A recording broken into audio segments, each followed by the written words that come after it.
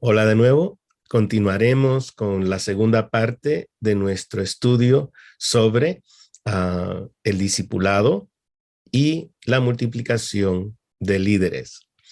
Compartiré nuevamente mi pantalla para que puedan acompañarme en lo que estamos viendo el día de hoy. Excelente. Entonces, vemos aquí que hay principios de la multiplicación del liderazgo que usamos la vida de Pablo como ejemplo. ¿Ya? Entonces de ahí vamos a sacar algunos principios, tal como el doctor John Amstutz los elabora en su libro Discipulando y Multiplicando Líderes, que es el segundo tomo en una serie de 5 libros en total de discípulos a todas las naciones, que les recomiendo que si no están en su biblioteca deberían de estar, y todos están disponibles desde la imprenta cuadrangular, totalmente gratis, en PDF ustedes lo pueden bajar de su página y como les dije estaré proveyendo ese enlace para que puedan ustedes accesarlo. ¿Ok? Muy bien, empecemos entonces. Principios de la multiplicación del liderazgo basado en Pablo. Y vemos que en Romanos 1:1 Pablo también se dirige a sí mismo cuando escribe, dice Pablo, siervo de Cristo Jesús, llamado a ser apóstol. Nuevamente, doulos, que es esclavo.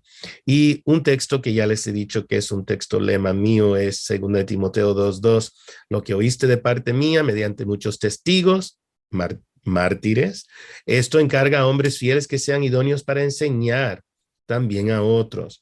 Y aquí vemos la importancia de la multiplicación. El principio paulino, vemos nosotros que el apóstol Pablo multiplicó líderes. Él multiplicó líderes. Los patrones de la multiplicación de liderazgo son evidentes a lo largo de su vida y ministerio. En el ministerio del apóstol se identifican por lo menos 8 principios de liderazgo. Los principios de mentoría, aprendizaje, delegación, empoderamiento, hacer equipo, trabajar en equipo, movilización, reproducción y restauración, o la multiplicación exponencial y restauración.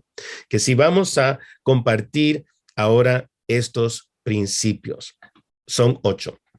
El primero es el principio de la mentoría.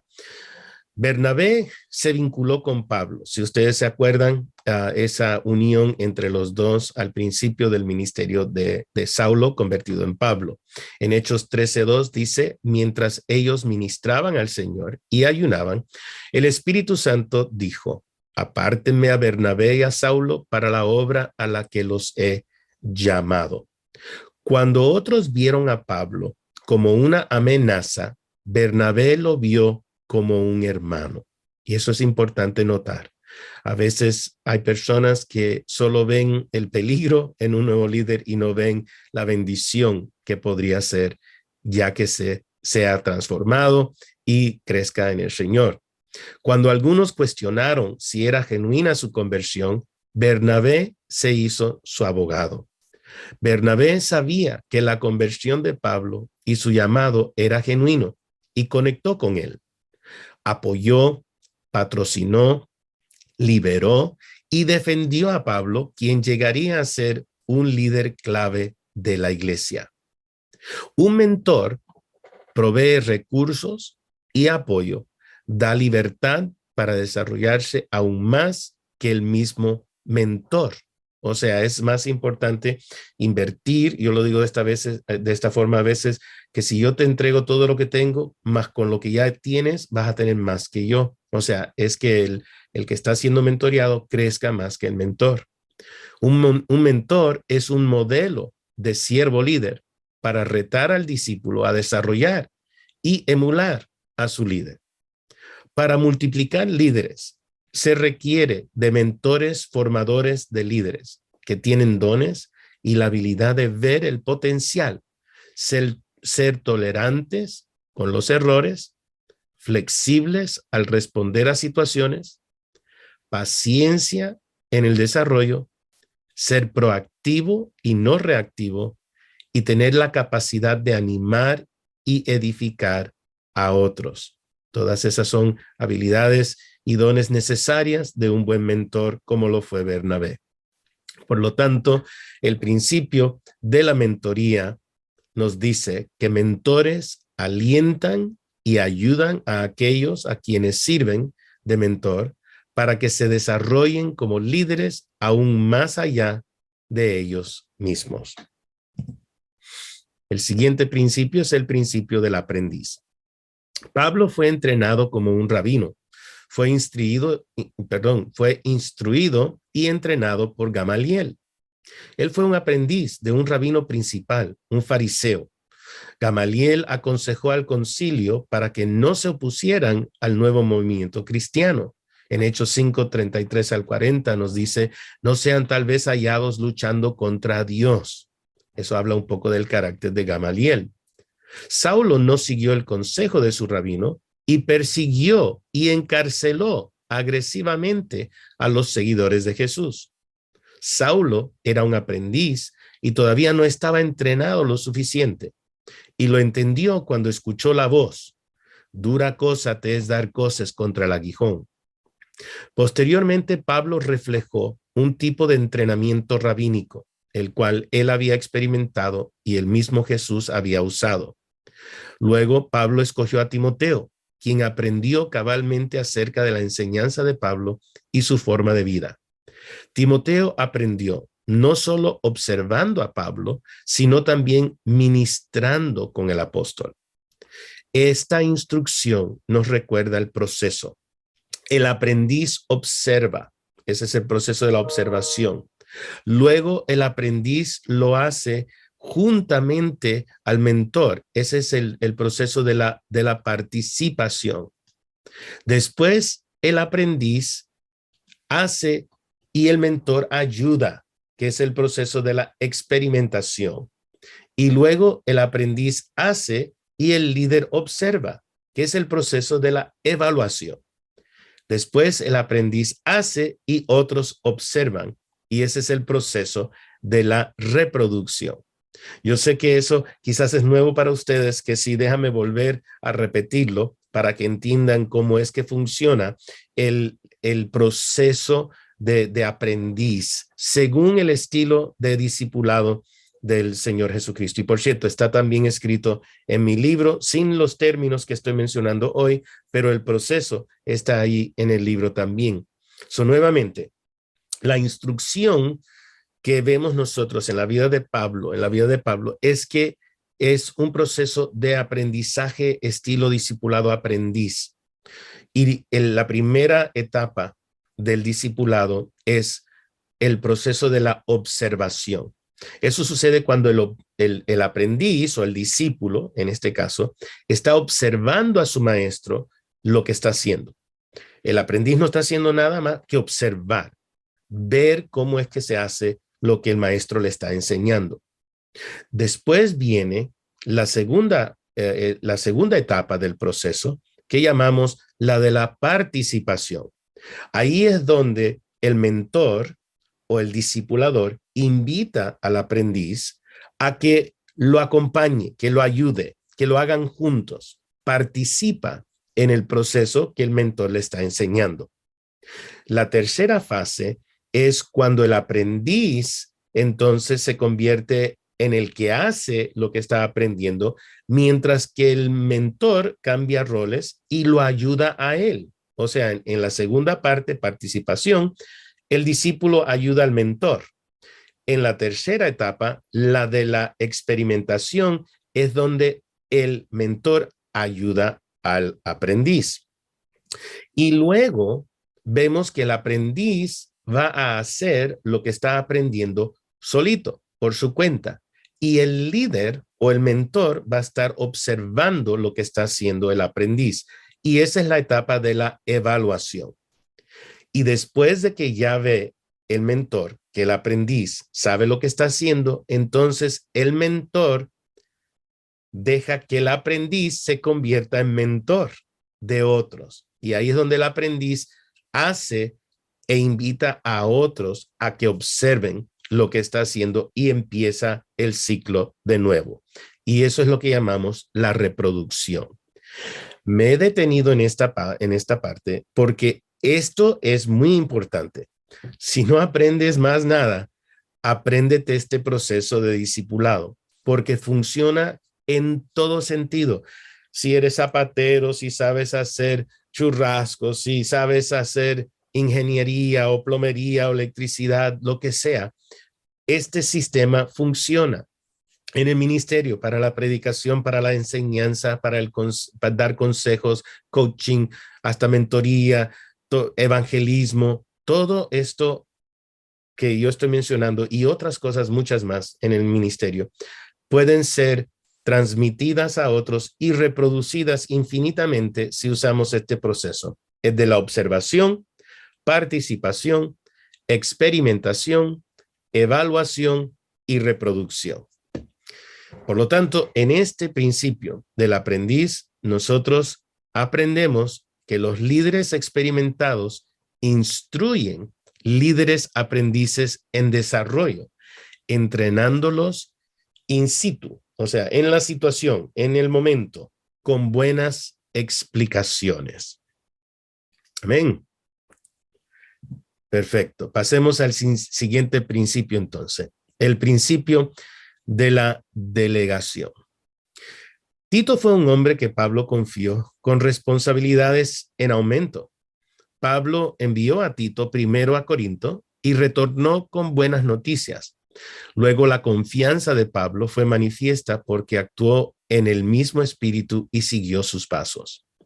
Luego envió a Tito a Creta, ahora con aumento de responsabilidades y en consonancia también incremento de autoridad. Debía reprender falsos maestros, disciplinar personas divisivas y enseñar la sana doctrina. Delegar a Tito refleja un alto nivel de confianza. La pasión de Pablo de dar a conocer a Cristo y establecer y fortalecer iglesias requirió escoger y entrenar líderes en quienes podía confiar y a los cuales podía delegar responsabilidad y autoridad en aumento. Tito fue un ejemplo de ese líder. Note que dije, se delega responsabilidad juntamente con autoridad. Uno de los errores que cometen muchos líderes es que delegan responsabilidades sin la autoridad para llevarlo a cabo. Y eso es dañino en la mentoría y en el liderazgo y en la ejecución de las tareas que se asignan a las personas. Hay que soltar no solamente la responsabilidad, sino también la autoridad. Hay que aprender a delegar ambas cosas. Por lo tanto, el principio de la delegación nos dice que delegar responsabilidad con autoridad afirma y alienta a líderes en desarrollo, dejándoles saber que uno ha depositado confianza en ellos. El siguiente principio es el principio del empoderamiento. Pablo empoderó y liberó obreros rápidamente. Tanto Pablo como Aquila y Priscila fueron hacedores de tiendas. Pablo se conectó con Aquila y Priscila en Corinto, donde ellos aprendieron el ministerio con el apóstol Pablo. Luego Pablo los llevó al Asia Menor para que iniciaran una iglesia en Éfeso y más tarde a Roma. Parece que Aquila empoderó y liberó a su esposa Priscila. Luego esta pareja empoderó a Apolos. Pablo no lideraba para controlar a otros, sino para servir, empoderar y liberar a otros, como lo hizo Jesús. Nuevamente, el liderazgo no es controlar los líderes que estás formando, sino responsabilizarlos, autorizarlos y empoderarlos, liberarlos para cumplir el llamado que Dios tiene para ellos. Así entonces, en el caso que estoy mencionando, Aquila y Priscila fueron empoderados por Pablo y ellos empoderaron a otros. Por lo tanto, el principio del empoderamiento nos dice que liberar a líderes, empoderándolos para asumir y llevar a cabo encargos significativos, fomenta la confianza. Y no solo eso, logra los objetivos del reino. Siguiente principio, el principio de trabajar en equipo. Silas y Lucas acompañaron a Pablo durante 2 de sus viajes. Ambos eran líderes maduros y experimentados cuando se hicieron miembros de los equipos misionales de Pablo. Silas, también conocido como Silvano, fue de gran ayuda para Pablo y Pedro en la escritura de las epístolas escritas desde Corinto, que escribió Pablo, y la primera carta de Pedro. Por su parte, Lucas era gentil y muy educado. Era un médico y socio de confianza de Pablo. Probablemente su mayor contribución en el equipo fue llevar un diario de los viajes de Pablo, el cual incorporó en el libro de los Hechos. Ambos, Silas y Lucas, aportaron la misión de evangelizar al mundo gentil.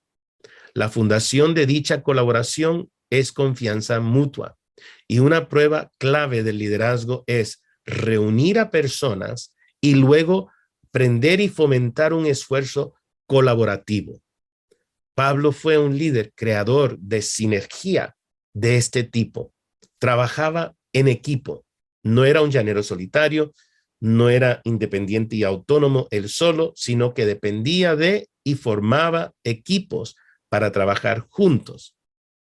Por lo tanto, el principio de trabajar en equipo es desarrollar equipos de liderazgo, y trabajar en equipo genera sinergia de esfuerzos, fortalece el testimonio y aumenta la continuidad y longevidad del ministerio. El siguiente principio que vemos en la vida de Pablo es la de la movilización. Pablo fue movilizador. Logró alistar una red de colaboradores para difundir el evangelio por todas partes de la región mediterránea oriental del Imperio Romano. Algunos trabajaron estrechamente con Pablo, como Timoteo y Lucas, que acabamos de mencionar. Otros fueron sus ayudantes, como Epafrodito y Marcos. Algunos trabajaron en su localidad, como Aquila y Priscila.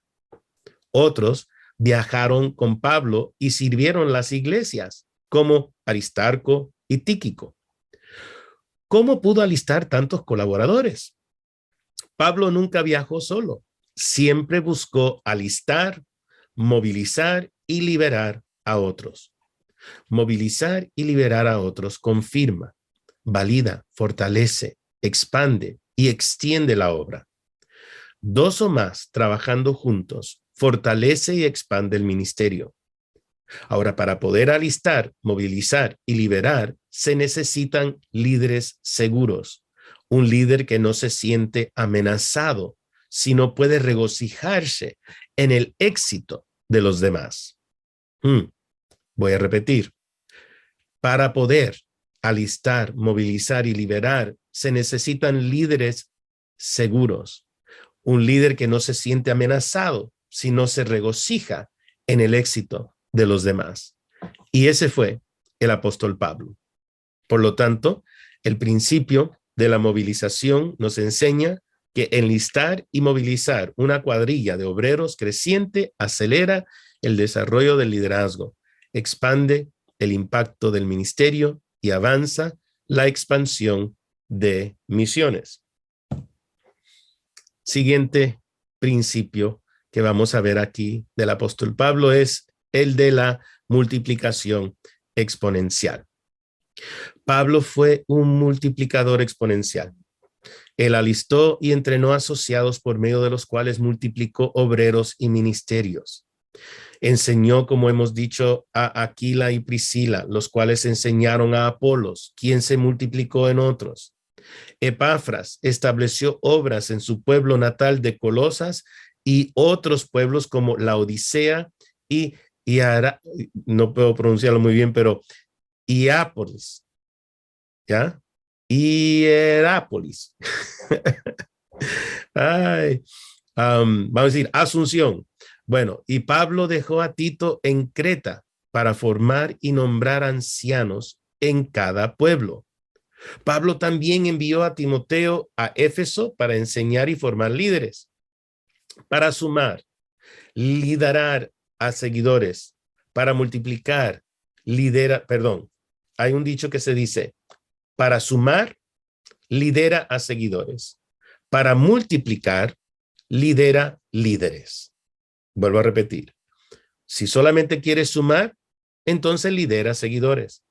Pero si quieres multiplicar, entonces tienes que aprender a liderar líderes. Pablo reprodujo a reproductores, lo cual acarrió una multiplicación de obreros e iglesias exponencial. La visión de Pablo continuamente sobrepasó su ministerio, lo que requirió reproducir reproductores. Por lo tanto, el principio de la multiplicación exponencial es desarrollar líderes que se multipliquen en más líderes, es desarrollar una visión que promueve el reino, no una visión que edifica un imperio. El siguiente principio es el principio de la restauración. No todos los obreros fueron fieles. Algunos fueron maestros falsos que naufragaron en cuanto a la fe y se desviaron de la verdad. Algunos, como Demas, abandonaron y nunca regresaron. Otros sí regresaron y fueron restaurados, como en el caso de Juan Marcos, un desertor del primer viaje misionero. Pablo no lo quería en el segundo viaje. Esto provocó una ruptura entre Bernabé, quien es el tío de Juan Marcos, y Pablo. Sin embargo, con el tiempo vemos que Juan Marcos estuvo de nuevo con Pablo y el apóstol lo recomendó para ser recibido entre los colosenses. La restauración de los líderes que fracasan es de suma importancia primordial, no solamente porque es la acción compasiva o redentora, sino también porque el fracaso puede ser una etapa crucial en el camino hacia la verdadera utilidad de un líder. El perdón, la reconciliación, la restauración, la redención y el volver a poner en orden a líderes que fracasan, esta es la historia de una segunda oportunidad. Son las buenas nuevas de gracia para líderes que no satisfacen lo que se espera de ellos.